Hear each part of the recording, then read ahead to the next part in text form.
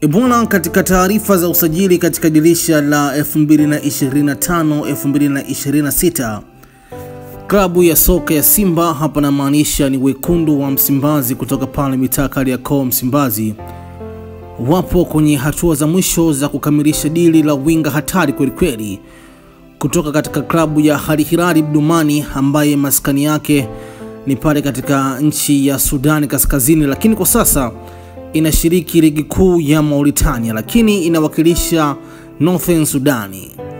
Ebwana, kiungo huyu mshambuliaji winga kutokea pembeni anayeshambulia kwa mtindo wa kuingia kati, hapa na maanisha Jean Claude Gilimugisha, atasaini na klabu ya soka ya Simba kwa miaka takribani mitatu.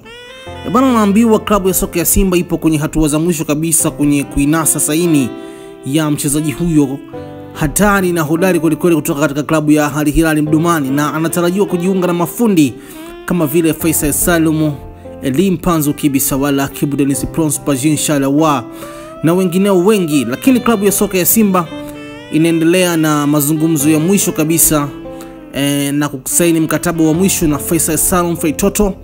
Lakini vile kutoka pale Azam FC kuna mtu kuitwa Sospita Bajana, na yeye atavaa uzi wa wekundu wa Msimbazi Simba. Lakini Simba unaambiwa wanataka kumngoa beki wakati wa Asec Mimosa ili kuja kuungana na Abdurazak Hamza waweze kutengeneza ukuta mgumu kweli, mkuta wa chuma. Lakini unaambiwa kwa upande wa striker, Simba wapo hatua za mwisho kabisa kumalizana na striker anaitwa Mabururu, Christopher Mabururu. Bwana, huyu ni raia wa Angola, umri miaka 32. Kwa sasa anacheza katika klabu ya Al Hilal Tripoli na yupo tayari kuja kuivaa nyekundu na nyeupe, hapa na maanisha jezi ya wekundu wa Msimbazi Simba.